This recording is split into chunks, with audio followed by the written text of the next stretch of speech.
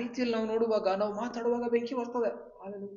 ಪವಿತ್ರ ಆತ್ಮನ ಬೆಂಕಿ ನಮ್ಮ ಒಳಗಡೆ ಇರುವಾಗ ಪರಲೋಕದ ಪವಿತ್ರ ಬೆಂಕಿ ಬಂದು ಸೈತಾನನ ಒಂದು ಕೋಟೆ ಕೊತ್ತಲುಗಳನ್ನು ನುಂಗಿ ಬಿಡ್ತದೆ, ದಹಿಸಿ ಬಿಡ್ತದೆ. ಹಾಲೆಲೂಯಾ. ಅಗ್ನಿಯ ರಥಗಳನ್ನು ಎಲೀಷನ ರಕ್ಷಣೆಗಾಗಿ ಬಂದಿತ್ತು. ಹಾಲೆಲೂಯಾ. ಎಲೀಷನ ಅದಕ್ಕೆ ಟೆನ್ಷನ್ ಮಾಡ್ಕೊಂಡಿಲ್ಲ, ಆರಾಮಾಗಿದ್ದ. ಅವನ ಸುತ್ತಲೂ ವೈರಿ ಇದ್ರು.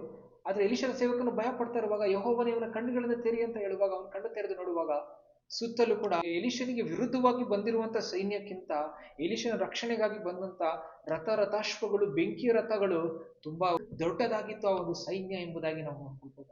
ಹಾಲೆಲೂಯಾ. ಬೆಂಕಿಯ ರಥಗಳು ಬಂದಿತ್ತು. ಹಾಲೆಲೂಯಾ. ನಮ್ಮ ಜೀವಿತದಲ್ಲಿ ದೇವರು ಏನ್ ಮಾತಾಡ್ತಾ ಇದಾರೆ ಅಂತಂದ್ರೆ, ನಮ್ಮ ಜೀವಿತವನ್ನ ನಾರ್ಮಲ್ ಅನ್ಕೊಳ್ಬೇಡ್ರಿ, ಸುಮ್ಮನೆ ಅನ್ಕೊಳ್ಬೇಡ್ರಿ. ಹಾಲೆಲೂಯಾ. ಆ ಬೆಂಕಿಯ ರಥಗಳು ಎಲೀಷನ ರಕ್ಷಣೆಗಾಗಿ ಬಂದಿದೆ.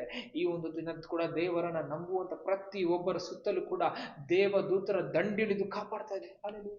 ವಾಕ್ಯ ಅದೇ ನಮ್ಗೆ ತಿಳಿಸ್ಕೊಡ್ತಾರೆ. ಕೀರ್ತನೆಗಳು 34ನೇ ಅಧ್ಯಾಯ 7ನೇ ವಚನ ವಾಕ್ಯ ರೀತಿಯಲ್ಲಿ ಹೇಳ್ತದೆ, ಯೆಹೋವನ ಭಯಭಕ್ತಿ ಉಳ್ಳವರ ಸುತ್ತಲೂ ಆತನ ದೂತನು ದಂಡಿಳಿಸಿ ಕಾವಲಾಗಿದ್ದು ಕಾಪಾಡುತ್ತಾನೆ ಎಂಬುದು. ಹಾಲೆಲೂಯಾ. ಯೆಹೋವನಲ್ಲಿ ಭಯಭಕ್ತಿ ಉಳ್ಳಂತವರಿಗೆ ದೂತನು ದಂಡಿಳಿಸಿ ಅಂತ. ಹಾಲೆಲೂಯಾ.